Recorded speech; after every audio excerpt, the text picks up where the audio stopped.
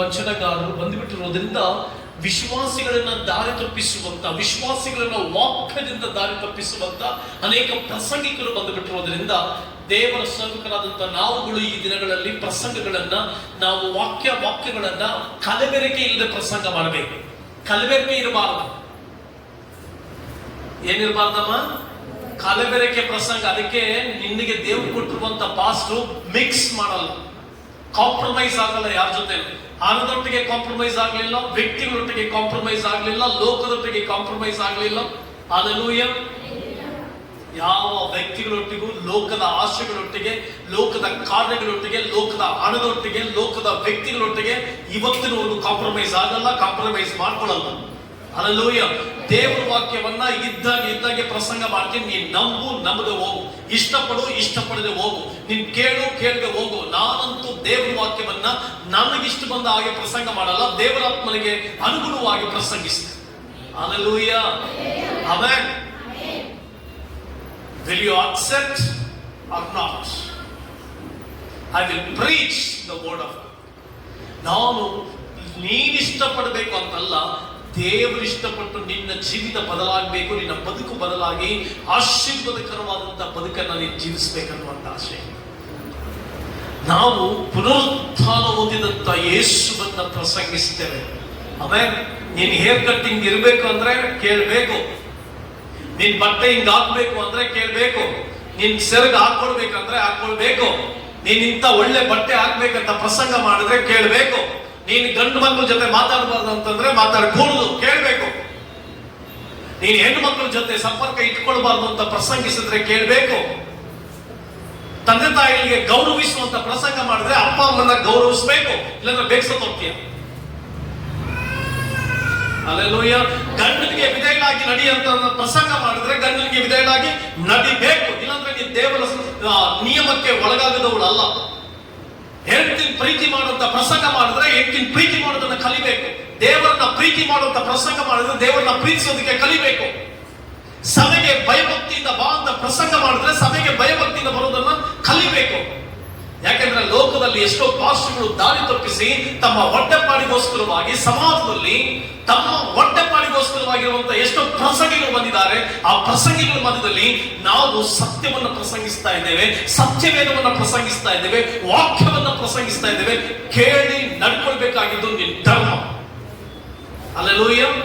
ಇಲ್ಲದೆ ಹೋದ್ರೆ ನಿನ್ ಜೀವಿತದಲ್ಲಿ ಇವತ್ತು ತಿದ್ದುಕೊಳ್ಳದೆ ಹೋದ್ರೆ ನರಕಕ್ಕೆ ಹೋಗಿ ತಿದ್ದುಕೊಳ್ಳಕ್ಕಾಗಲ್ಲ. ನರಕದ ಯಾತನೆಗೆ ಯೇಸು ಕ್ರಿಸ್ತನ್ ನೀನ್ ನರಕಕ್ಕೆ ಹೋಗ್ಬೇಕಂತಲ್ಲ ಬಂದಿರೋದು. ಯೇಸು ಕ್ರಿಸ್ತನು ತನ್ನ ಪ್ರಾಣ ಕೊಟ್ಟಿದ್ದು, ತನ್ನ ರಕ್ತ ಸುರಿಸಿದ್ದು ನೀನ್ ನಾಶ ಆಗ್ಬೇಕು ಅಂತಲ್ಲ. Jesus died for you because ನೀನು ಪರಲೋಕದಲ್ಲಿ ಆ ಮಹಿಮೆಯಲ್ಲಿ ವಾಸಿಸಬೇಕು ಅಂತ, ಆ ಪರಲೋಕದ ತೇಜಸ್ಸಾಗರದಲ್ಲಿ ವಾಸಿಸಬೇಕು ಅಂತ. ಹಲ್ಲೆಲೂಯಾ. ದೇವರ ತೇಜಸ್ಸಾಗರದಲ್ಲಿ ವಾಸಿಸಬೇಕು. ಆದ್ದರಿಂದ ಪ್ರಿಯ ದೇವರ ಮಕ್ಕಳೇ, ಇಲ್ಲಿ ಏನ್ ಪ್ರಸಂಗ ದೇವರು ಮಾತನಾಡ್ತಾರೋ ಆ ಪ್ರಸಂಗಕ್ಕೆ ವಿಧೇಯ, ಆ ಪ್ರಸಂಗವನ್ನ ಕೇಳು, ವಾಕ್ಯವನ್ನ ಕೇಳಿಸ್ಕೊ. ಭಾನುವಾರ ಅದಕ್ಕೆ ದೇವರ ಸನ್ನಿಧಾನಕ್ಕೆ ಬರಬೇಕು. ಯಾಕಂದ್ರೆ ಇಲ್ಲಿ ಏನ್ ಪ್ರಸಂಗಿಸಲ್ಪಡ್ತದೆ, ಬೈಬಲ್ ಏನ್ ಪ್ರಸಂಗಿಸ್ತದೆ ಅಂತಂದ್ರೆ ನಾನು ಕಲ್ತಿರುವಂತ ಬೈಬಲ್ ಮೌಲ್ಯಗಳನ್ನ ಕಲಿಸಿಕೊಡ್ತದೆ. ನಿನ್ನ ಜೀವಿತದಲ್ಲಿ ಮೌಲ್ಯಗಳು ಬಹಳ ಪ್ರಾಮುಖ್ಯ. The moral character is very important in your life. ಮಕ್ಕಳು ದೇವರ ಸನ್ನಿಧಾನಕ್ಕೆ ಕರ್ಕೊಂಡು ಬರಬೇಕಾಗಿದ್ದು ನಿನ್ನ ಧರ್ಮ. ಮಕ್ಕಳನ್ನ ಪ್ರಾರ್ಥನೆ ಮಾಡುವಂತೆ ನೋಡ್ಕೊಳ್ಬೇಕಾಗಿದ್ದು ನಿನ್ನ ಧರ್ಮ. ಗಂಡನನ್ನ ಪ್ರಾರ್ಥನೆ ನಡೆಸಬೇಕಾಗಿದ್ದು ಹೆಂಡತಿ ಕರ್ತವ್ಯ. ಮಾತ್ರವಲ್ಲದೆ ಹೆಂಡತಿಯನ್ನ ಪೋಷಿಸಿ ಪ್ರೋತ್ಸಾಹಿಸಿ ದೇವರೊಂದಿಗೆ ನಡ್ಕೊಂಡು ಹೋಗುವಂತೆ ಮಾಡಬೇಕಾಗಿದ್ದು ಗಂಡನ ಕರ್ತವ್ಯ. ತಂದೆ ತಾಯಿಗಳಂತ ನಿಮ್ಮ ತಂದೆ ತಾಯಿಗಳನ್ನ ಸನ್ಮಾನಿಸಿ ಗೌರವಿಸಿ ಪ್ರೀತಿಸಬೇಕಾಗಿದ್ದು ಮಕ್ಕಳ ಕರ್ತವ್ಯ.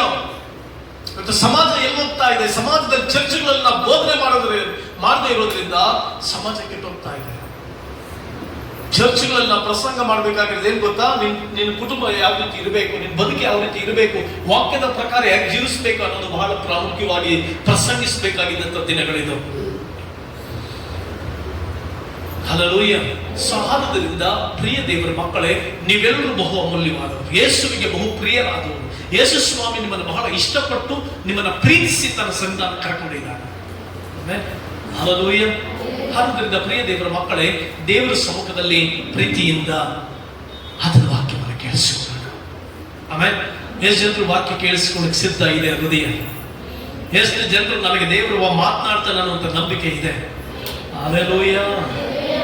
ನೀನು ಅಪ್ರಮೇಯವಾದಂಥ, ಅತಿಶಯವಾದಂಥ, ಅಮೂಲ್ಯವಾದಂಥ ದೇವರ ಮಗನು. ಅದಕ್ಕೆ ಪಕ್ಕದಲ್ಲಿರೋರಿಗೆ ಸಂತೋಷದ ಹೇಳು, ಹಲೋ ಹಲೋ, ನೀನು ಅಪ್ರಮೇಯವಾದವಳು, ಅತಿಶ್ರೇಷ್ಠವಾದವನು, ಉತ್ತಮವಾದವನು, ದೇವರಿಗೆ ಬಹು ಪ್ರಿಯನು, ನೀನು ದೇವರಿಗೆ ಬಹು ಇಷ್ಟವಾದವನು. ಅದರಿಂದ ವಾಕ್ಯ ಚೆನ್ನಾಗಿ ಕೇಳಿಸ್ಕೊ. ವಾಕ್ಯವನ್ನ ಚೆನ್ನಾಗಿ ನಾವು ತಡ ಮಾಡದೆ ದೇವರ ವಾಕ್ಯಕ್ಕೆ ಹೋಗೋಣ. ದೇವರ ವಾಕ್ಯ ನಮ್ಮನ್ನ ನಡೆಸ್ತದೆ. ದೇವರ ವಾಕ್ಯ ಎಷ್ಟು ಅಮೂಲ್ಯವಾದದ್ದು ಅಂತಂದ್ರೆ, ಪ್ರಪಂಚದಲ್ಲಿ ಎಲ್ಲಿಯೂ ಸಿಗಲಾರದೆ ಇರುವಂತ, ಪ್ರಪಂಚದಲ್ಲಿ ಹುಡುಕಿಯೂ ಸಿಗದಂತ, ಪ್ರಪಂಚದಲ್ಲಿಯೂ ನೋಡಿಯೂ ಕಾಣದಂತ, ಪ್ರಪಂಚದಲ್ಲಿ ಎಷ್ಟೋ ಪುಸ್ತಕಗಳಿದ್ರೂ ಮನುಷ್ಯನ ಬದುಕನ್ನ ತಿದ್ದಿ ಸರಿಪಡಿಸಿ ಉತ್ತಮ ವ್ಯಕ್ತಿತ್ವವುಳ್ಳವನಾಗಿ ಮಾರ್ಪಡಿಸುವಂಥದ್ದೇ ದೇವರ ವಾಕ್ಯ. ಎಷ್ಟು ಜನ ನಂಬ್ತೀರಿ? ಎಷ್ಟು ಜನ ನಂಬ್ತೀರಿ? ದೇವರ ವಾಕ್ಯ ತಿದ್ದಿ ಸರಿಪಡಿಸುವಂಥದ್ದು. ಅದಕ್ಕೆ ನನಗೆ ಬೈಬಲ್ ಬಹಳ ಇಷ್ಟ. ಯಾಕೆ ಬೈಬಲ್ ನನಗೆ ಇಷ್ಟ ಅಂತಂದ್ರೆ, ಯಾಕೆ ಬೈಬಲ್ ನಾನು ಜಾಸ್ತಿ ಪ್ರೀತಿ ಮಾಡ್ತೀನಿ ಅಂತಂದ್ರೆ, ನನ್ನನ್ನ ತಿದ್ದಿ ಸರಿಪಡಿಸುವಂತ ಏಕೈಕ ಪುಸ್ತಕ ಅದು ನಾನು ಆರಾಧಿಸುವಂತ ಯೇಸು ಕ್ರಿಸ್ತನು ಬರೆದಿರುವಂತ ಸತ್ಯವೇದ. ಹಲ್ಲೆಲೂಯ. ಪ್ರತಿದಿನ ನನ್ನೊಟ್ಟಿಗೆ ಮಾತನಾಡ್ತದೆ, ಪ್ರತಿದಿನ ನನ್ನನ್ನು ತಿದ್ದಿ ಸರಿಪಡಿಸುತ್ತೆ, ಪ್ರತಿದಿನ ವಕ್ರವಾಗಿ ನಡೀತಾ ಇದ್ರೆ ಸರಿಯಾಗಿ ನಡೆಯುವಂತೆ ಮಾಡುತ್ತೆ, ಪ್ರತಿದಿನ ನಾನು ಸುಳ್ಳನ್ನು ಮಾತನಾಡ್ತಾ ಇದ್ರೆ ಸತ್ಯವನ್ನು ಮಾತನಾಡುವಂತೆ ಮಾರ್ಪಡಿಸುತ್ತೆ, ಪ್ರತಿದಿನ ನಾನು ಅಂಕುಡೊಂಕಾಗಿ ನಡೀತಾ ಇದ್ರೆ ಇಲ್ಲ ಮಗನ ಅಂಕುಡೊಂಕಾಗಿ ನಡಿಬೇಡ, ಸರಿಯಾದ ಮಾರ್ಗದಲ್ಲಿ ನಡಿಯಂತ ಬೋಧಿಸುವಂತ ಏಕೈಕ ಪುಸ್ತಕ ಅದು ನಾನು ಆರಾಧಿಸುವಂತ ಸೃಷ್ಟಿಕರ್ತರು ಬರೆದಿರುವಂತ ಜೀವವುಳ್ಳ ಪುಸ್ತಕ. ಹಲ್ಲೆಲೂಯ. ಜೀವವುಳ್ಳ ಪುಸ್ತಕ, ಅದು ಜೀವವಿನ ಪುಸ್ತಕಕ್ಕೆ. ಆದ್ರಿಂದ ನಾನು ಸಭೆಯಲ್ಲಿ ಯಾವಾಗಲೂ ಹೇಳ್ತೀನಿ, ಬೈಬಲ್ನ ಚೆನ್ನಾಗಿ ಓದಿ, ಬೈಬಲ್ ಅನ್ನ ಚೆನ್ನಾಗಿ ಓದಿ. ಯಾಕಂದ್ರೆ ನಿನ್ನ ಬದುಕನ್ನ ಸರಿ ಮಾಡುವಂತ ಉತ್ತಮವಾದ ಪುಸ್ತಕ, ಶ್ರೇಷ್ಠವಾದ ಪುಸ್ತಕ ಅದು ಬೈಬಲ್. ಹಲ್ಲೆಲೂಯ. ಎಲ್ಲ ಮನುಷ್ಯರನ್ನ ಸನ್ಮಾರ್ಗದಲ್ಲಿ ನಡೆಸುತ್ತೆ, ದಾರಿ ತಪ್ಪಿದವರನ್ನ ಸರಿಯಾದ ಮಾರ್ಗದಲ್ಲಿ ನಡೆಸುತ್ತೆ, ಅಂಕುಡೊಂಕಾಗಿ ನಡೆಯುವಂತವರನ್ನ ನೇರವಾಗಿ ನಡೆಯುವಂತೆ ಮಾಡುತ್ತೆ, ಕುಚೇಷ್ಟೆ ಮಾಡುವವರನ್ನ ಉತ್ತಮ ಪ್ರಜೆಗಳಾಗಿ ಮಾರ್ಪಡಿಸುತ್ತೆ. ಬೈಬಲ್ ಅನ್ನ ಓದಿದಂತ ವ್ಯಕ್ತಿ ತನ್ನನ್ನು ಬದಲಾಯಿಸಿಕೊಳ್ತಾನೆ. ಆದ್ದರಿಂದ ಅಂತ ವಾಕ್ಯವನ್ನ ಕೇಳಿಸಿಕೊಳ್ಳುವಂತ ನಾವು ಭಾಗ್ಯವಂತರು, ಅಂತ ವಾಕ್ಯಗಳನ್ನ ಹಿಡಿದಿರುವಂತ ನಾವು ಭಾಗ್ಯವಂತರು, ಅಂತ ದೈವಿಕ ವಾಕ್ಯವನ್ನ ಹಿಡಿದಿರುವಂತ ನಾವುಗಳು ಶ್ರೇಷ್ಠವಾದವರು. We are the blessed people because we have a Bible that the Bible will change our characters. Bible ನಮ್ಮ ಗುಣಗಳನ್ನ ಬದಲಾಯಿಸುತ್ತದೆ. ಬೈಬಲ್ ನಮ್ಮ ಜೀವಿತದಲ್ಲಿ ಅದ್ಭುತವಾದ ರೀತಿಯಲ್ಲಿ ನಡೆಯುವಂತೆ ಮಾಡುತ್ತೆ, ಉತ್ತಮವಾದ ರೀತಿಯಲ್ಲಿ ಮಾತನಾಡುತ್ತೆ, ಅತಿಶಯವಾಗಿ ಬದುಕುವಂತೆ ಮಾತನಾಡುತ್ತೆ, ಶ್ರೇಷ್ಠ ಬದುಕನ್ನು ಬದುಕುವಂತೆ ಮಾರ್ಪಡಿಸುತ್ತೆ, ಜ್ಞಾನವುಳ್ಳವರಾಗಿ ಮಾರ್ಪಡಿಸುತ್ತೆ, ಜ್ಞಾನವಂತರಾಗಿ ನಮ್ಮನ್ನು ಮಾರ್ಪಡಿಸುತ್ತೆ. That is the Bible which I have. ನನ್ನ ಹತ್ರ ಇರುವಂತ ಬೈಬಲ್ ಆ ರೀತಿ ನಾನು ಮಾರ್ಪಡಿಸುತ್ತೆ. ಆದ್ದರಿಂದ ರೀಡ್ ಯುವರ್ ಬೈಬಲ್. ಬೈಬಲ್ ಅನ್ನ ಚೆನ್ನಾಗಿ ಓದು. ನಾನು ಈ ದಿನ ಮಾತನಾಡುವಂತ ದೈವಿಕವಾದಂತ ಸಂದೇಶ, ನಿನ್ನ ಜೀವಿತ ದುರವಸ್ಥೆಯಿಂದ ಬಿಡಿಸಿ ಸುವ್ಯವಸ್ಥೆಗೆ ನಡೆಸುವಂತ ದೇವರು, ದುರವಸ್ಥೆಯಿಂದ ತಪ್ಪಿಸಿ ಸುವ್ಯವಸ್ಥೆಗೆ ನಡೆಸುವಂತಹ ದೇವರು. The God who restores the rooms of disorder. ಅಸ್ತವ್ಯಸ್ತವಾಗಿರುವಂತ ನಮ್ಮ ಜೀವಿತಗಳನ್ನ ವ್ಯವಸ್ಥಿತವಾಗಿ ಬದುಕನ್ನ ಮಾರ್ಪಡಿಸುವಂತ ದೇವರು. ಅಸ್ತವ್ಯಸ್ತವಾಗಿರುವಂತ ಕುಟುಂಬ ಜೀವಿತಗಳನ್ನ, ಅಸ್ತವ್ಯಸ್ತವಾಗಿರುವಂತ ಮಾನಸಿಕ ಜೀವಿತಗಳನ್ನ, ಅಸ್ತವ್ಯಸ್ತವಾಗಿರುವಂತ ನಮ್ಮ ಹೊರಗಿನ ಪ್ರಪಂಚದಲ್ಲಿರುವಂತ ಜೀವಿತಗಳನ್ನ ಮಾರ್ಪಡಿಸಿ ಸುವ್ಯವಸ್ಥೆಗೆ ನಡೆಸುವಂತ ಅದ್ಭುತವಾದ ದೇವರು. ಇದರ ಕುರಿತಾಗಿ ನಾನು ನಿಮ್ಮೊಟ್ಟಿಗೆ ಮಾತನಾಡ್ತೇನೆ. ಯೆರೆಮೀಯನು ಬರೆದ ಪ್ರವಾದನ ಗ್ರಂಥ 30ನೇ ಅಧ್ಯಾಯ 18ನೇ ವಚನ. ಯೆಹೋವನು ಹೀಗೆನ್ನುತ್ತಾನೆ, ಆಹಾ, ನಾನು ಯಾಕೋಬಿನ ಮನೆಗಳ ದುರವಸ್ಥೆಯನ್ನು ತಪ್ಪಿಸಿ ಅದರ ನಿವಾಸಿಗಳನ್ನ ಕರುಣಿಸುತ್ತೇನೆ. ನಾನು ಯಾಕೋಬಿನ ಮನೆಗಳ ದುರವಸ್ಥೆಯನ್ನ ತಪ್ಪಿಸ್ತೇನೆ. ಪ್ರಿಯ ದೇವರ ಮಕ್ಕಳೇ, ನಾನು ಈ ದಿನ 4 ಕ್ಷೇತ್ರಗಳಲ್ಲಿ ನಾವು ದುರವಸ್ಥೆಯಲ್ಲಿ ಬಿದ್ದಿರ್ತೇವೆ.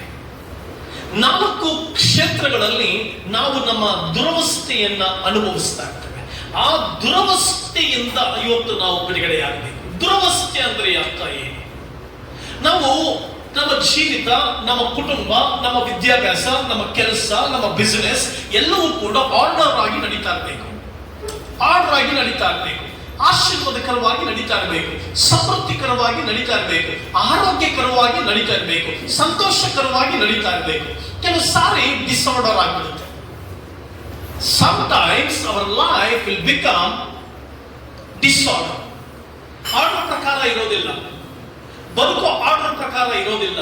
ಜೀವಿತದ ಕೆಲವು ಸಂಗತಿಗಳು ಆರ್ಡರ್ ಪ್ರಕಾರ ನಡೆಯೋದಿಲ್ಲ. ನಮ್ಮ ಫೈನಾನ್ಷಿಯಲ್ ಸ್ಟೇಟಸ್ ಆರ್ಡರ್ ಪ್ರಕಾರ ನಡೆಯೋದಿಲ್ಲ. ನಮ್ಮ ಆರೋಗ್ಯ ಆರ್ಡರ್ ಪ್ರಕಾರ ನಡೆಯೋದಿಲ್ಲ. ಆರ್ಡರ್ ಅಂತಂದ್ರೆ ಏನು? ಕ್ರಮ ಇರಬೇಕು. ನಮ್ಮ ಜೀವಿತ ಒಂದು ಕ್ರಮಬದ್ಧವಾಗಿ ನಡಿಬೇಕು. ನಾನು ನಡಿಬೇಕಂದ್ರೆ ನನ್ನ ಕಾಲು ಚೆನ್ನಾಗಿರ್ಬೇಕು. ನನ್ನ ಕಾಲು ಚೆನ್ನಾಗಿದ್ರೆ ನಾನು ಚೆನ್ನಾಗಿ ನಡೀತೇನೆ. ಇಲ್ಲದೆ ಹೋದ್ರೆ ನಾನು ಅಂಕುಡೊಂಕಾಗಿ ನಡೀತೇನೆ. ಎಲ್ಲೋ ಬಿದ್ದು ಹೋಗ್ತೇನೆ, ಎಲ್ಲೋ ಕೆಳಗಡೆ ಜಾರಿ ಬೀಳ್ತೇನೆ. ಅದೇ ರೀತಿಯಾಗಿ ಪ್ರಿಯ ದೇವರ ಮಕ್ಕಳೇ, ನಮ್ಮ ಬದುಕುಗಳು ಆರ್ಡರ್ ಪ್ರಕಾರ ನಡಿಬೇಕು. ಅಂದ್ರೆ ವ್ಯವಸ್ಥಿತವಾಗಿ ನಡಿಬೇಕು. ಇವತ್ತು ನಾನು ಕೇಳುವಂತ ಪ್ರಶ್ನೆ, ನಿನ್ನ ಜೀವಿತ ಮೊಟ್ಟ ಮೊದಲದಾಗಿ your personal life. What about your personal life? ನಿನ್ನ ಪರ್ಸನಲ್ ಲೈಫ್ ಕರೆಕ್ಟ್ ಆಗಿ ನಡೀತಾ ಇದೆಯಾ? ಇಲ್ಲಿ ದೇವರಿಗೆ ಹೇಳ್ತಾರೆ, ನಾನು ಯಾಕೋಬಿನ ದುರವಸ್ಥೆ, ಮನೆಗಳ ದುರವಸ್ಥೆಯನ್ನು ತಪ್ಪಿಸ್ತೀನಿ, ಕರುಣಿಸ್ತೀನಿ ಅಂತ ದೇವರು ಹೇಳ್ತಾ ಇದ್ದಾರೆ. ಇಲ್ಲಿ 4 ವಿಧಾನಗಳಲ್ಲಿ ನಾವು ದುರವಸ್ಥೆಯನ್ನು ಕಾಣ್ತೇವೆ. ಈಗಿನ ಫಾಸ್ಟೆಸ್ಟ್ ವರ್ಲ್ಡ್ ನಲ್ಲಿ, ಬಿಸಿಯೆಸ್ಟ್ ವರ್ಲ್ಡ್ ನಲ್ಲಿ ಜನರು ನಾನಾ ವಿಧಾನವಾದಂತಹ ಸಂಕಟಗಳು, ನಾನಾ ವಿಧಾನವಾದಂತಹ ಪರಿಸ್ಥಿತಿಗಳು, ನಾನಾ ವಿಧಾನವಾದಂತಹ ಬಿಸಿನೆಸ್ಗಳು, ನಾನಾ ವಿಧಾನವಾದಂತಹ ಕಷ್ಟಗಳು, ನಾನಾ ವಿಧಾನವಾದಂತಹ ಟ್ರಬಲ್ಸ್, ಚಿಂತೆ, ಕಣ್ಣೀರು, ವೇದನೆ, ಏನೆಲ್ಲ ಕೆಲಸಗಳು, ಇದೆಲ್ಲದರ ಮಧ್ಯದಲ್ಲಿ ಜನ ಓಡ್ತಾ ಇದ್ದೇವೆ. We are running because we become very busy. ನಾವು ಬಹಳ ಬಿಸಿಯೆಸ್ಟ್ ಪರ್ಸನ್ಸ್ಗಳಾಗಿ ಮಾರ್ಪಟ್ಟು, ಬಹಳ ಬಿಸಿ ಆಗ್ಬಿಟ್ಟು ಲೋಕದಲ್ಲಿ. ಇಂಥ ಬಿಸಿಯಾದಂತ ಈಗಿನ ಕಾಲಘಟ್ಟದಲ್ಲಿ ಜನರು ದುರವಸ್ಥೆಯನ್ನ ಅನುಭವಿಸ್ತಾ ಇದ್ದಾರೆ. ವ್ಯವಸ್ಥಿತವಾಗಿ ನಡೀತಾ ಇಲ್ಲ ಬದುಕು. ಕುಟುಂಬ ವ್ಯವಸ್ಥಿತವಾಗಿ ನಡೀತಾ ಇಲ್ಲ. ನಮ್ಮ ಸಂಬಂಧಿಕರ ಮಧ್ಯದಲ್ಲಿ ನಮ್ಮ ಜೀವಿತ ಸರಿಯಾದ ರೀತಿ ನಡೀತಾ ಇಲ್ಲ. ಸೊಸೈಟಿಯಲ್ಲಿ ನಮ್ಮ ಬದುಕು ಸರಿಯಾದ ರೀತಿ ನಡೀತಾ ಇಲ್ಲ. ವ್ಯವಸ್ಥಿತವಾಗಿ ನಡಿಬೇಕಾಗಿದ್ದಂತ ನಮ್ಮ ಜೀವಿತಗಳು, ಅದ್ಭುತವಾಗಿ ನಡಿಬೇಕಾಗಿದ್ದಂತ ನಮ್ಮ ಬದುಕುಗಳು, ಆರೋಗ್ಯಕರವಾಗಿ ನಡಿಬೇಕಾಗಿದ್ದಂತ ನಮ್ಮ ಜೀವಿತಗಳು ಇವತ್ತು ಅಸ್ತವ್ಯಸ್ತವಾಗಿ ನಡೀತಾ ಇದೆ. ಬೈಬಲ್ ಅನ್ನ ಹಿಡಿದಿರುವಂತ ನಾವುಗಳು, ಬೈಬಲ್ ಅಲ್ಲಿ ಬರೆದಿರುವಂತಹ ಸತ್ಯಾಂಶ, ಬೈಬಲ್ ಅಲ್ಲಿ ಬರೆದಿರುವಂತಹ ಎಲ್ಲ ಸಂಗತಿಗಳನ್ನ ಅನುಸರಿಸಿ ನಡಿಬೇಕಾಗಿದ್ದಂತ ನಾವುಗಳು ಎಲ್ಲೋ ದಾರಿ ತಪ್ಪಿ ನಡೀತಾ ಇದ್ದೇವೆ.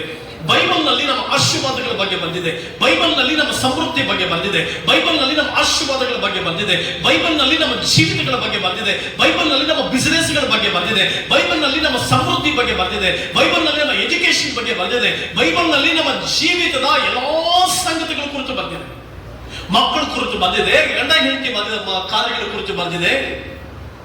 ಬೈಬಲ್ ನಲ್ಲಿ ಎಲ್ಲಾ ಕಾರ್ಯಗಳ ಕುರಿತು ಬರೆಯಲ್ಪಟ್ಟಿದೆ. ಹಾಗಾದ್ರೆ ಯಾಕೆ ನಾವು ನಮ್ಮ ಜೀವಿತದಲ್ಲಿ ಅದ್ಭುತವಾದ ಕಾರ್ಯಗಳು ಕಾಣ್ಲಿಕ್ಕೆ ಆಗ್ತಾ ಇಲ್ಲ? ಯಾಕೆ ನಾವು ಅತಿಶಯವಾದ ಕಾರ್ಯಗಳು ಕಾಣ್ಲಿಕ್ಕೆ ಆಗ್ತಾ ಇಲ್ಲ? ಯಾಕೆ ಶ್ರೇಷ್ಠವಾದ ಸಂಗತಿಗಳು ಅನುಭವಿಸ್ಲಿಕ್ಕೆ ಆಗ್ತಾ ಇಲ್ಲ? ನಾವು ಯಾಕೆ ಉನ್ನತವಾದ ಪದವಿಯಲ್ಲಿ ಬದುಕೋದಕ್ಕೆ ಆಗ್ತಾ ಇಲ್ಲ? ನಮ್ಮ ಎಜುಕೇಶನ್ ಅಲ್ಲಿ ನಾವು ಯಾಕೆ ಉನ್ನತವಾಗಿ ಬದುಕಕ್ಕೆ ಆಗ್ತಾ ಇಲ್ಲ? ನಮ್ಮ ಜೀವಿತದ ಕುಟುಂಬದ ವ್ಯವಸ್ಥೆಯಲ್ಲಿ ನಾವು ಯಾಕೆ ಅತ್ಯುತ್ತಮವಾದ ಜೀವಿತವನ್ನು ಜೀವಿಸ್ಲಿಕ್ಕೆ ಆಗ್ತಾ ಇಲ್ಲ? ವೈ? ಬಿಕಾಸ್ ನಮ್ಮ ಜೀವಿತ ಡಿಸಾರ್ಡರ್ ಆಗಿ ಹೋಗಿದೆ. ಡಿಸ್ಲೋಕೇಟ್ ಆಗಿದ್ವಿ ನಾವು. ಸಾಮಾನ್ಯ ಒಬ್ಬ ಮನುಷ್ಯನ ಕೈ ಡಿಸ್ಲೋಕೇಟ್ ಆದ್ರೆ ಅವನ ಕೈ ಹೆಂಗಿರುತ್ತೆ ಹೇಳಿ?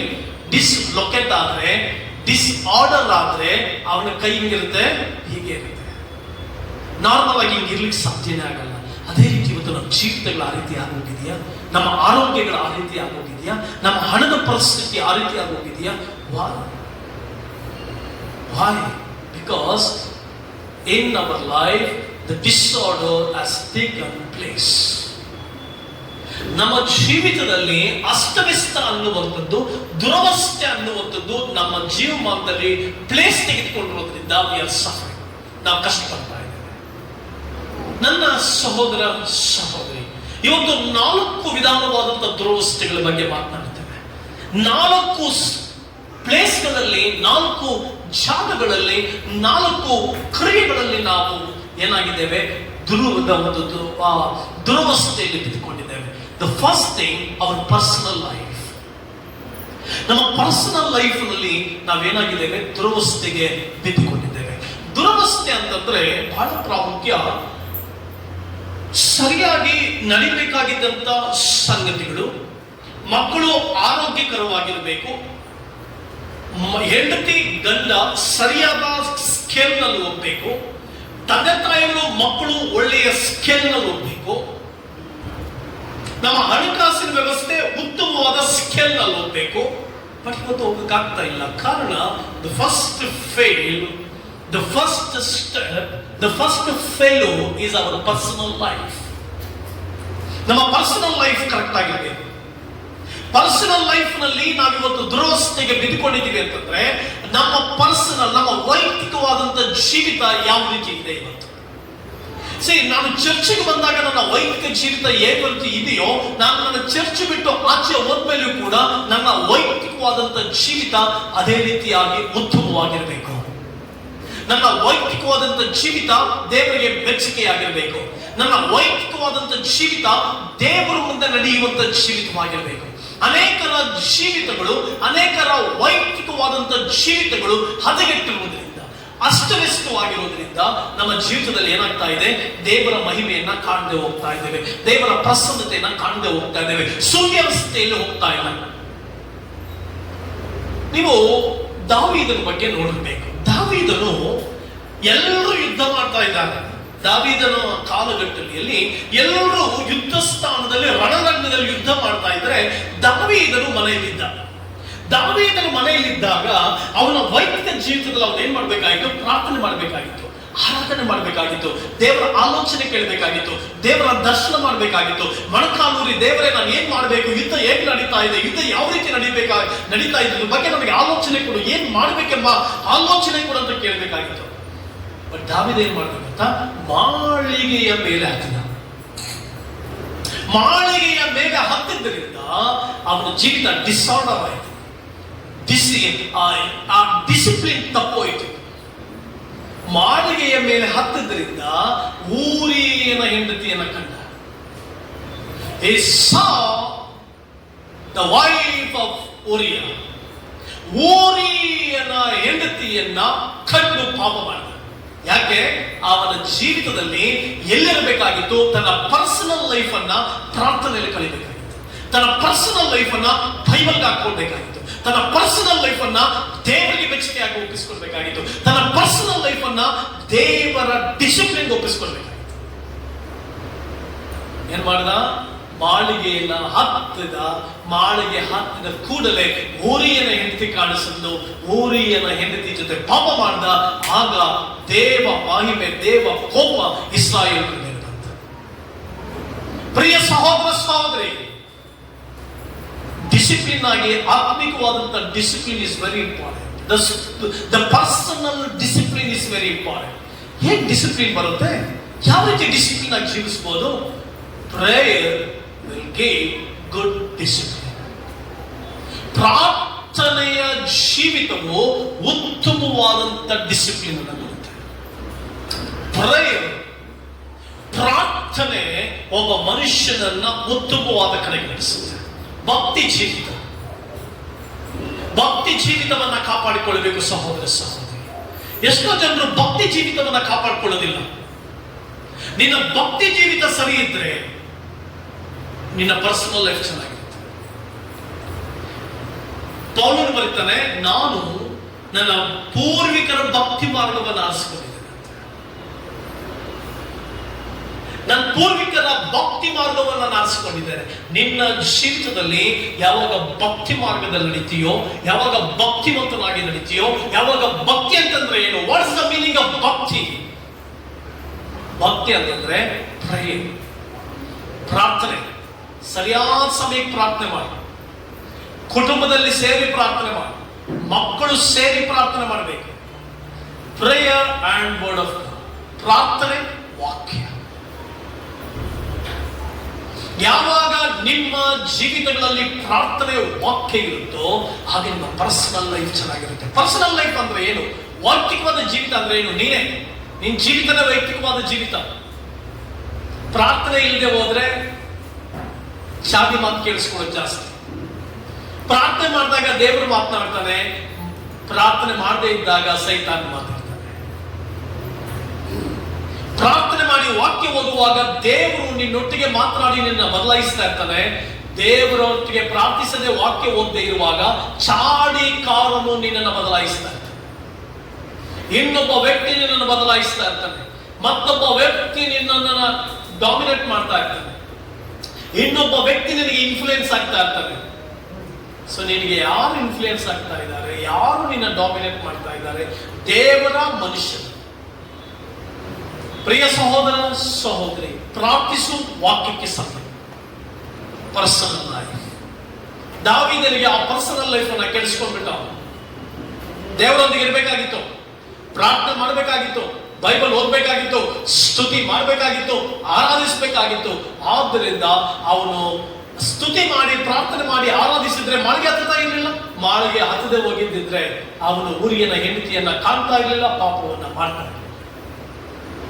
ಕೇವಲ ಪಾಪ ಅಂತಂದ್ರೆ ಕೇವಲ ತಪ್ಪು ಮಾಡುವಂಥದ್ದು ಮಾತ್ರ ಅಲ್ಲ, ಇನ್ನೊಬ್ಬರ ಬಗ್ಗೆ ಕೆಟ್ಟದ್ದು ಮಾತನಾಡುವಂಥದ್ದು ಪಾಪವೇ. ಆಧಾರವಿಲ್ಲದ ಸುದ್ದಿಯನ್ನು ಮಾತನಾಡುವುದು ಪಾಪವೇ. ಆಧಾರ ಇರೋದಿಲ್ಲ. ಎಷ್ಟೋ ಸಾರಿ ಆಧಾರ ಇಲ್ಲದಿರುವಂತಹ ಸುದ್ದಿಯನ್ನು ಮಾತನಾಡ್ತೇವೆ.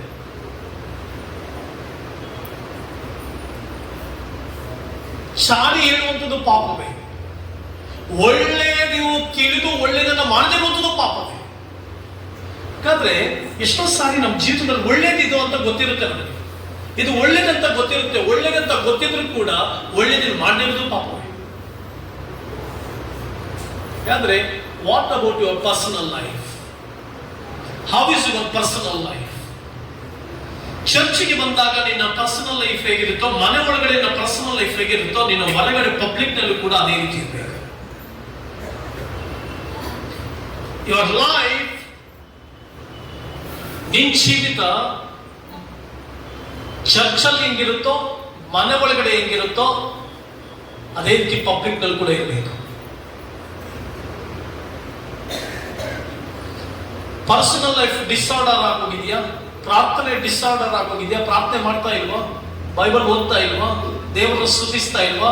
ಭಕ್ತಿ ಮಾರ್ಗವನ್ನು ಆರಿಸಿಕೊಳ್ಳಿಲ್ವಾ? ಕುಟುಂಬದಲ್ಲಿ ಪ್ರಾರ್ಥನೆ ಇಲ್ವಾ? ಇವತ್ತಿಂದ ಆರಂಭ ಮಾಡು. ಇವತ್ತಿಂದ ಆರಂಭ ಮಾಡು ಸಹೋದರ ಸಹೋದರಿ. ಪ್ರಾರ್ಥನೆ ಮಾಡೋಷ್ಟೊತ್ತಿಗೆ ಸುಮ್ಮನೆ ಹಿಂಗಿಲ್ಲ, ಅಲ್ಲಿಂದ ಇಲ್ಲಿಗೆ ಓಡೋಗೋದು, ಮನೆ ಒಳಗಡೆಯಿಂದ ಆಚೆ ಓಡೋಗೋದು, ಪರಕೆ ತಗೊಂಡು ಓಡೋಗೋದು. ಪ್ರಾರ್ಥನೆ ಅಂತಂದ್ರೆ ಕುತ್ಕೋ ಪ್ರಾರ್ಥನೆಗೆ. ಸಟ್ ಪ್ರಾರ್ಥನೆ ಅಂದ್ರೆ ಮೊಬೈಲ್ ತಗೊಂಡು ಫೋನ್ ಬಂದ ಆಚೆ ಹೋದವನು ಒಳಗಡೆ ಬರೋದೇ ಇಲ್ಲ. Prayer is very important to your personal life. Bible is very important to your personal life. ಸಹೋದರ ಸಹೋದರಿ, ಹೆಣ್ಣು ಮಕ್ಕಳು ಗಂಡು ಮಕ್ಕಳು ಚರ್ಚಲ್ಲಿರುವಂತಹ ಪ್ರತಿಯೊಬ್ಬೊಬ್ಬರು pray and read your Bible. That is your medicine. That is your food. ಪ್ರತಿದಿನ ಪ್ರಾರ್ಥಿಸು, ಮೊಣಕಾಲ ಮೇಲೆ ಪ್ರಾರ್ಥಿಸು, ಆರಾಧಿಸು, ವಾಕ್ಯವನ್ನು ಚೆನ್ನಾಗಿ. ಪರ್ಸನಲ್ ಲೈಫ್ ಡಿಸಾರ್ಡರ್ ಆಗೋಗಿದೆ ಎಷ್ಟೋ ಜನ. ಯಾವಾಗ ನಿನ್ನ ಪರ್ಸನಲ್ ಲೈಫ್ ಡಿಸಾರ್ಡರ್ ಆಗೋಗುತ್ತೋ, ನಿನ್ನ ವೈಯಕ್ತಿಕ ಜೀವಿತ ದುರವಸ್ಥೆಗೆ ಬೀಳುತ್ತೋ, ನೆಕ್ಸ್ಟ್ ಎಫೆಕ್ಟ್ ಆಗೋದೇ ನಿನ್ನ ಕುಟುಂಬಕ್ಕೆ. ನೆಕ್ಸ್ಟ್ ಎಫೆಕ್ಟ್ ಆಗೋದು ಯಾವುದಕ್ಕೆ? ನಿನ್ನ ಕುಟುಂಬಕ್ಕೆ. ನಿನ್ನ ಕುಟುಂಬಕ್ಕೆ ಎಫೆಕ್ಟ್ ಆಗುತ್ತೆ. ಯಾವಾಗ ನಿನ್ನ ಪರ್ಸನಲ್ ಲೈಫ್ ಸರಿಯಾದ ರೀತಿಯಲ್ಲಿ ಇರೋದಿಲ್ವೋ, ನಿನ್ನ ಕುಟುಂಬಕ್ಕೆ ಎಫೆಕ್ಟ್ ಆಗುತ್ತೆ. ಕುಟುಂಬದಲ್ಲಿ ಮೊಟ್ಟ ಮೊದಲಾಗಿ ಪ್ರಾರ್ಥನೆ ಕಡಿಮೆ ಆಗುತ್ತೆ. ಕುಟುಂಬವಾಗಿ ಪ್ರಾರ್ಥನೆ ಮಾಡ್ತಾ ಇಲ್ವೋ, ಅದರ ಅರ್ಥ ನಿನ್ನ ಕುಟುಂಬ ಅಸ್ತವ್ಯಸ್ತವಾಗಿದೆ. ನಿನ್ನ ಕುಟುಂಬ ಅಸ್ತವ್ಯಸ್ತವಾಗಿ ನಡೀತಾ ಇದೆ. ಎಷ್ಟು ಜನರು ನಿಮ್ಮಲ್ಲಿ ಕುಟುಂಬವಾಗಿ ಕೂತು ಪ್ರಾರ್ಥನೆ ಮಾಡ್ತಾ ಇದ್ದಾರೆ? ಗಂಡ ಹೆಂಡತಿ ಮಕ್ಕಳು. How many of you are spending time with your family in the prayer? ಕುಟುಂಬವಾಗಿ ಕೂತು ಪ್ರಾರ್ಥಿಸುವಂತ ಜನಾಂಗ ಎಲ್ಲಿದೆ? ಹಣ ಸಂಪಾದಿಸುತ್ತಿರ್ಬೋದು, ಕೆಲಸದಲ್ಲಿ ಬ್ಯುಸಿ ಇದ್ದಿರ್ಬೋದು. ಏನೇ ಕೆಲಸದಲ್ಲಿ ಬ್ಯುಸಿ ಇರುತ್ತಾಯಿ, ಏನೇ ಕೆಲಸದಲ್ಲಿ ಬ್ಯುಸಿ ಇರೋ ಸಹೋದರ, ಕುಟುಂಬವಾಗಿ ಪ್ರಾರ್ಥಿಸುವುದನ್ನ ಕಲ. ಎಷ್ಟು ಜನರು ಪ್ರಾರ್ಥಿಸ್ತಾ ಇದ್ದೇವೆ? ಎಷ್ಟು ಜನರು ಕುಟುಂಬವಾಗಿ ದೇವರನ್ನು ಆರಾಧಿಸ್ತಾ ಇದ್ದೇವೆ? ಎಷ್ಟು ಜನರು ಕುಟುಂಬವಾಗಿ ದೇವರನ್ನ ಸ್ತುತಿ ಮಾಡ್ತಾ ಇದ್ದೇವೆ? ಎಷ್ಟು ಜನರು ಅಮ್ಮ ನೀವ್ ಹೇಳ್ಬೋದು, ಅಯ್ಯೋ ಪಾಸ್ಟರ್ ನಾನು 7 ಗಂಟೆಗೆ ಬಂದ್ರೆ ನನ್ನ ಗಂಡ 8 ಗಂಟೆಗೆ ಬರ್ತಾನೆ, ನನ್ನ ಮಗಳು 9 ಗಂಟೆಗೆ ಬರ್ತಾಳೆ. ಎಲ್ಲರೂ ಬಂದು 10 ಗಂಟೆನೇ ಆಗ್ಲಿ, 10 ಗಂಟೆಗೆ ಪ್ರಾರ್ಥನೆ ಮಾಡಿ. ಎಲ್ಲರೂ ಮನೆ ಸೇರಿ ಊಟಕ್ಕಿಂತ ಮುಂಚೆ ಪ್ರಾರ್ಥನೆ ಮಾಡಿ ಆರಾಧಿಸಿ ದೇವರನ್ನ ಸ್ತುತಿಸಿ ದೇವರನ್ನ ಕೊಂಡಾಡಿ ನಿನ್ನ ಆ ಭಕ್ತಿ ಜೀವಿತವನ್ನ ಕುಟುಂಬದಲ್ಲಿ ತೆಗೆದುಕೊಂಡು ಬಾ. ಕುಟುಂಬದಲ್ಲಿ ನೆಮ್ಮದಿ, ಕುಟುಂಬದಲ್ಲಿ ಶಾಂತಿ, ಕುಟುಂಬದಲ್ಲಿ ಆರೋಗ್ಯ, ಕುಟುಂಬದಲ್ಲಿ ಆಶೀರ್ವಾದ. ಒಂದ್ ಕಾಲದಲ್ಲಿ ಮಾಡ್ತಿದೀವಿ ಪಾಸ್ಟರ್, ಈಗೆಲ್ಲ ಬಿಸಿ ಆದ್ವಿ. ಏನ್ ಬಿಸಿ ಆದ್ವಿ? ಮನೆಗೆ ಬರೋದೇ ಇಲ್ವಾ? ಮನೆಗೆ ಬರ್ತೀವಲ್ವಾ? ಮನೆಗೆ ಬಂದಾಗ ಪರವಾಗಿಲ್ಲ, ಎಲ್ಲರೂ ಊಟ ಆದ್ಮೇಲೆ ಮನೆಗೆ ಬಂದು ಎಲ್ಲರೂ ಮನೆ ಸೇರಿದ ಮೇಲೆ ಪ್ರಾರ್ಥಿಸಿ, ಕುಟುಂಬವಾಗಿ ಪ್ರಾರ್ಥಿಸಿ. ಅವಾಗ ಕುಟುಂಬದಲ್ಲಿ ಯಾಕೆ ಶಾಂತಿ ಇಲ್ಲ? ಕುಟುಂಬದಲ್ಲಿ ಯಾಕೆ ನೆಮ್ಮದಿ ಇಲ್ಲ? ಕುಟುಂಬದಲ್ಲಿ ಯಾಕೆ ಆರೋಗ್ಯ ಇಲ್ಲ? ಕುಟುಂಬದಲ್ಲಿ ಯಾಕೆ ಸಂತೋಷ ಇಲ್ಲ? ಕುಟುಂಬದಲ್ಲಿ ಯಾಕೆ ಅಭಿವೃದ್ಧಿ ಇಲ್ಲ? ಕುಟುಂಬದಲ್ಲಿ ಯಾಕೆ ನೆಮ್ಮದಿ ಇಲ್ಲ? ಕುಟುಂಬದಲ್ಲಿ ಯಾಕೆ ಶ್ರೇಷ್ಠವಾದ ಕಾರ್ಯ ಇಲ್ಲ? ಕುಟುಂಬದಲ್ಲಿ ಯಾಕೆ? ನೀವು ಒಂದು ವೇಳೆ ಹೇಳ್ಬೋದು, ಪಾಸ್ಟರ್ ಕುಟುಂಬ ಪ್ರಾರ್ಥನೆ ಮಾಡ್ತಾ ಇದೀವಿ, ಏನು ಅಭಿವೃದ್ಧಿ ಆಗ್ತಾ ಇಲ್ಲ. There is a time. ದೇವರು ನಿನ್ನನ್ನು ತರಬೇತಿಗೊಳಿಸ್ತಾ ಇದ್ದಾನೆ, ಅದ್ಭುತವಾದ ಜೀವಿತವನ್ನು ನಡೆಸ್ತಾನೆ. ಕುಟುಂಬವಾಗಿ ಪ್ರಾರ್ಥನೆ ಮಾಡುವುದನ್ನ ಕಲಿ. ಎಷ್ಟೋ ಜನರು ಈ ಕುಟುಂಬದ ಪ್ರಾರ್ಥನೆಯಲ್ಲಾಗಲಿ ಕುಟುಂಬದ ಭಕ್ತಿ ಕಾರ್ಯಗಳಲ್ಲಿ ಅಸ್ತವ್ಯಸ್ತವಾಗೋಗಿದೆ, ದುರವಸ್ಥೆ ಉಂಟಾಗಿದೆ. ವ್ಯವಸ್ಥಿತವಾಗಬೇಕಿರುತ್ತೆ. ನಿನ್ನ ಕುಟುಂಬ ಪ್ರಾರ್ಥನೆಯಲ್ಲಿ ಒಂದು ವ್ಯವಸ್ಥೆವಾಗಬೇಕು. ನಿನ್ನ ಭಕ್ತಿ ಜೀವಿತದಲ್ಲಿ ಒಂದು ವ್ಯವಸ್ಥೆ ಆಗಬೇಕು. ನಿನ್ನ ಮನೆಯ ಮಕ್ಕಳು, ಹೆಂಡತಿ, ಗಂಡ, ಮಕ್ಕಳು, ತಂದೆ ತಾಯಿಗಳ ಅನ್ನುವಂಥ ವಿಷಯದಲ್ಲಿ ಒಂದು ಭಕ್ತಿ ಏರ್ಪಡಬೇಕು. ದುರವಸ್ಥೆ. ಪ್ರಿಯ ದೇವರ ಮಕ್ಕಳೇ, ಎರಡನೇದಾಗಿ ಕುಟುಂಬದಲ್ಲಿ ದುರವಸ್ಥೆ. ನಾನು ದೇವರು ನನಗೆ ದಯಪಾಲಿಸಿರುವಂತಹ ಮಕ್ಕಳು ಚೀಯೋನ್ ಪರ್ವತದಲ್ಲಿ ಏನಾಗಿದ್ದೇವೆ? ನಾವು ಅದ್ಭುತಗಳಾಗಿಯೂ ಗುರುತುಗಳಾಗಿದ್ದೇವೆ. ಅದ್ಭುತವಾಗಿದೆಯಮ್ಮ ನೀನು? ಗುರುತಾಗಿದೆಯಮ್ಮ ನೀನು? ಅದ್ಭುತ ಗುರುತುಗಳಾಗಿ ಜೀವಿಸ್ತಾ ಇದ್ದೀರಾ? ಆಶೀರ್ವಾದಕರವಾಗಿ ಜೀವಿಸ್ತಾ ಇದ್ದೀರಾ? ದೇವರು ಅಬ್ರಾಹ್ಮನಿಗೆ ಹೇಳಿದ್ರು, ನಾನು ಭೂಲೋಕದ ಎಲ್ಲಾ ಕುಲದವರಿಗೂ ನಾನು ನಿನ್ನ ಆಶೀರ್ವಾದವಾಗಿ ಮಾರ್ಪಡಿಸ್ತೇನೆ. ನಿನ್ನ ಕುಟುಂಬದ ಮೂಲಕ ಇನ್ನೊಂದು ಕುಟುಂಬಕ್ಕೆ ಆಶೀರ್ವಾದವಾಗ್ತಾ ಇದೆಯಾ? ನಿನ್ನ ಕುಟುಂಬದ ಮೂಲಕವಾಗಿ ಇನ್ನೊಬ್ಬರಿಗೆ ಆಶೀರ್ವಾದ ಸಿಗ್ತಾ ಇದೆಯಾ? ನಿನ್ನ ಕುಟುಂಬದ ಮೂಲಕವಾಗಿ ಇನ್ನೊಂದು ಕುಟುಂಬ ರಕ್ಷಣೆವಾಗಿ ಬರ್ತಾ ಇದೆಯಾ? ನಿನ್ನ ಕುಟುಂಬದ ಮೂಲಕವಾಗಿ ಇನ್ನೊಂದು ಕುಟುಂಬ ಸಮಾಧಾನ ಹೊಂದ್ಕೊಳ್ತಾ ಇದೆಯಾ? ನಿನ್ನ ಕುಟುಂಬದ ಮೂಲಕವಾಗಿ ಇನ್ನೊಂದು ಕುಟುಂಬ ದೇವ ಆಶೀರ್ವಾದವನ್ನು ಪಡ್ಕೊಳ್ತಾ ಇದೆಯಾ? ನಿನ್ನ ಕುಟುಂಬದ ಮೂಲಕವಾಗಿ ಇನ್ನೊಂದು ಕುಟುಂಬ ದೈವತ್ವದ ಮಹಿಮೆಯನ್ನು ಪಡ್ಕೊಳ್ತಾ ಇದೆಯಾ? ಇಫ್ ನಾಟ್, ನಾನು ನೀನು ದುರವಸ್ಥೆ ಬಿದ್ದುಕೊಂಡಿದ್ದೇವೆ. ನಮ್ಮ ಕುಟುಂಬಗಳು ದುರವಸ್ಥೆ ಬಿದ್ದಿದೆ. ಸರಿ ಆಗ್ಬೇಕು. ಸರಿ ಮಾಡ್ಕೊಳ್ಳೋದಕ್ಕೆ ದೇವರು ನಮ್ಗೆ ಅವಕಾಶ ಕೊಟ್ಟಿದ್ದಾನೆ.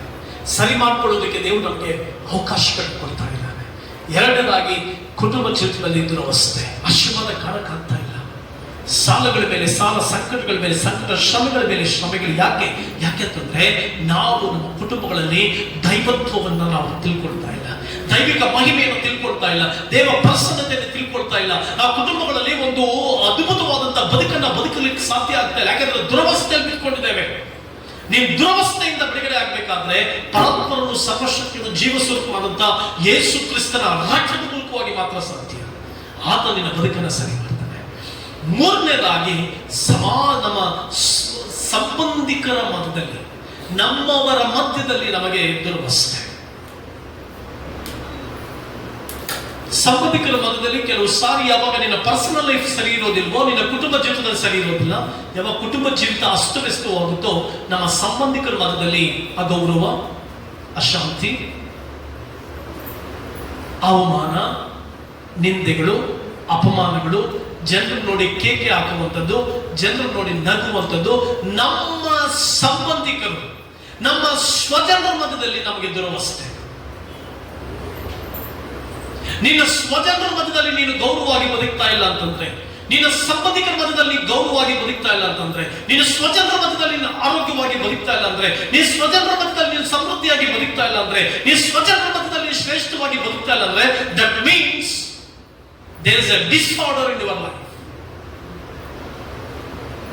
ಇವತ್ತು ನಿನ್ನ ಸ್ವಜನರು ಅಂದ್ರೆ ನಿನ್ನವರು, ನಿನ್ನ ಸಂಬಂಧಿಕರು ನೋಡಿ ನಗಿತಾ ಇದ್ದಾರಾ, ಆಡ್ಕೊಳ್ತಾ ಇದ್ದಾರಾ, ಆಡ್ಕೊಳ್ಳೋಂಗೆ ನೀನು ಮಾಡ್ಕೊಂಡ, ನಗಿಯುವಾಗಿ ನೀನು ಮಾಡ್ಕೊಂಡ, ಕೇಕೆ ಆಗ್ತಿದ್ದಿರ್ಬೋದು. ಇವತ್ತಿಂದ ನಿನ್ನ ಸ್ವಜನರು ನಿನ್ನ ಭಕ್ತಿ ಜೀವಿತ ಸರಿ ಇಲ್ಲದಿರುವುದನ್ನು ಕಂಡು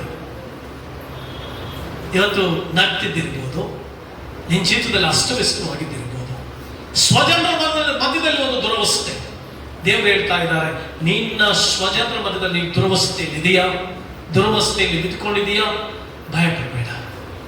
ಮೂರನೇದಾಗಿ, ಸ್ವಜನರ ಮಧ್ಯದಲ್ಲಿ ಅವಮಾನಗಳು, ಸ್ವಜನರ ಮಧ್ಯದಲ್ಲಿ ದುಃಖಗಳು, ಸ್ವಂತ ಜನರ ಮಧ್ಯದಲ್ಲಿ ವೇದನೆಗಳು, ಸ್ವಂತ ಜನರ ಮಧ್ಯದಲ್ಲಿ ನಿಂದಪಮಾನಗಳು, ಸ್ವಂತ ಜನರ ಮಧ್ಯದಲ್ಲಿ ಏನೋ ವೇದನೆ. ಭಯಪಡಬೇಡ. ನೀನೊಂದು ವೇಳೆ ಕೆಡಿಸಿಕೊಂಡು ಡಿಸಾರ್ಡರ್ ಆಗಿರ್ಬೋದು, ಅಸ್ತವ್ಯಸ್ತವಾಗಿರ್ಬೋದು, ಭಯಪಡಬೇಡ. ನಾಲ್ಕನೇದಾಗಿ, ಪಬ್ಲಿಕ್ ಲೈಫ್ ನಲ್ಲಿ ಡಿಸಾರ್ಡರ್, ಸಾಮಾಜಿಕ ಜೀವಿತದಲ್ಲಿ ಅಸ್ತವ್ಯಸ್ತವಾಗಿರ್ಬೋದು. ಸಾಮಾಜಿಕ ಜೀವಿತದಲ್ಲಿ ಅಂದ್ರೆ ಹೊರಗಡೆ ನಿನ್ನ ಊರಿನಲ್ಲಿ, ಅಕ್ಕಪಕ್ಕ ಊರುಗಳಲ್ಲಿ ನೀನು ಇವತ್ತಿನ ದಿನ ಅಸ್ತವ್ಯಸ್ತವಾಗಿ ಬದುಕ್ತಿದ್ದಿರ್ಬೋದು, ಡಿಸಾರ್ಡರ್ ಆಗಿ ಹೋಗಿದ್ದಿರ್ಬೋದು. ಭಯಪಡಬೇಡ. ಅದಕ್ಕೆ ದೇವರು ಹೇಳ್ತಿದ್ದಾರೆ, ನಿನ್ನ ದುರವಸ್ಥೆಯನ್ನು ನಾನು ತಪ್ಪಿಸ್ತೇನೆ. ನೀನು ಯಾವ ದುರವಸ್ಥೆಯಲ್ಲಿ ಬಿದ್ದುಕೊಂಡಿದೆಯಾ, ನಿನ್ನ ಪರ್ಸನಲ್ ಲೈಫ್ ನಲ್ಲಿ ದುರವಸ್ಥೆನಾ, ಫ್ಯಾಮಿಲಿ ಲೈಫ್ ನಲ್ಲಿ ದುರವಸ್ಥೆನಾ, ನಿನ್ನ ಸ್ವಜನರ ಮಧ್ಯದಲ್ಲಿ ದುರವಸ್ಥೆನಾ, ನಿನ್ನ ಪಬ್ಲಿಕ್ ಲೈಫ್ ನಲ್ಲಿ ದುರವಸ್ಥೆನಾ, ಡಿಸಾರ್ಡರ್ ಆಗಿ ಹೋಗಿದೆಯಾ, ಯಾವುದು ಕರೆಕ್ಟ್ ಆಗಿ ನಡೀತಾ ಇಲ್ಲ, ನೀನು ಅನ್ಕೊಂಡಾಗಿ ನಡೀತಾ ಇಲ್ಲ ನಿನ್ನ ಜೀವಿತ.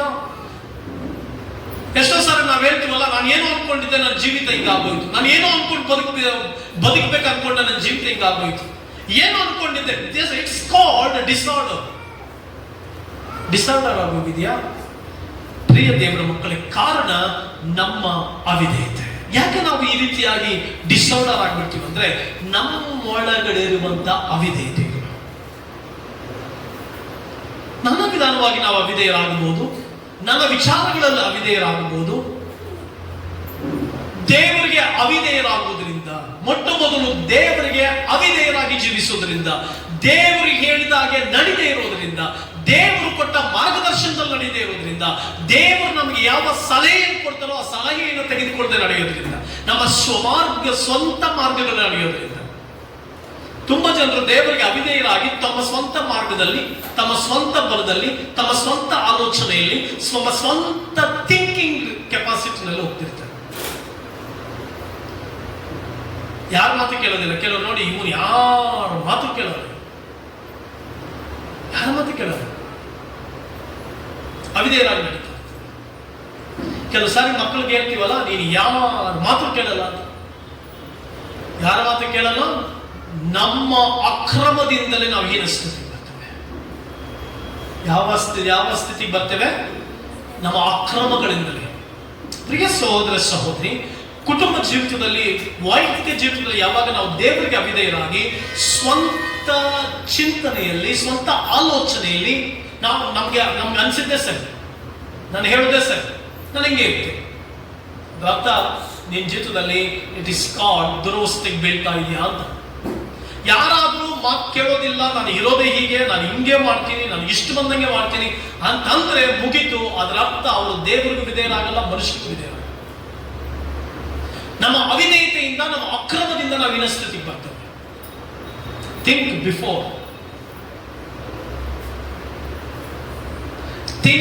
Before action. ಯೋಚನೆ ಮಾಡಬೇಕಮ್ಮ, ತಿಳುವಳಿಕೆ ಇರಬೇಕಮ್ಮ, ಜ್ಞಾನ ಇರಬೇಕಮ್ಮ, ಆಲೋಚನೆಗಳು ಪಡ್ಕೊಳ್ಬೇಕಮ್ಮ. ಹಲ್ಲೆಲೂಯಾ.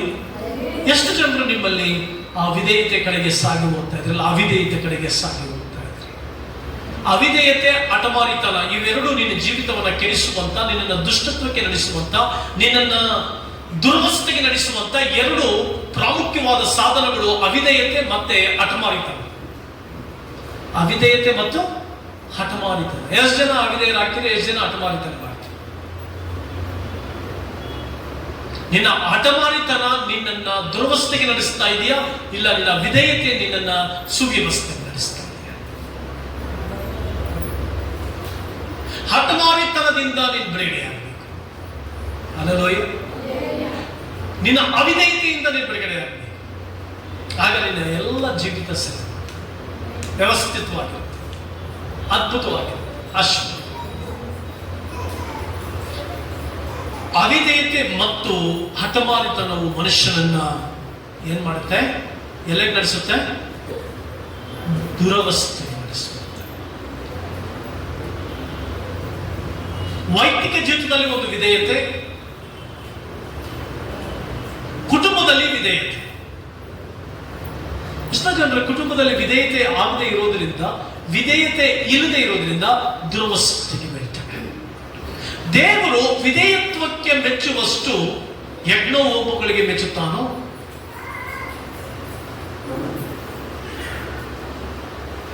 ಪುರುಷನು ದೇವರಿಗೆ ವಿಧೇಯನಾಗಿರಬೇಕು, ಹೆಂಡತಿ ಗಂಡನಿಗೆ ವಿಧೇಯನಾಗಿರಬೇಕು, ಮಕ್ಕಳು ತಂದೆ ತಾಯಿಗಳಿಗೆ ವಿಧೇಯರಾಗಿರಬೇಕು. ಆಗ ನೋಡಿ ಜೀವಿತ ಎಷ್ಟು ಅದ್ಭುತವಾಗಿ ನಡೆಯುತ್ತೆ, ಎಷ್ಟು ಅತಿಶಯವಾಗಿ ನಡೆಯುತ್ತೆ.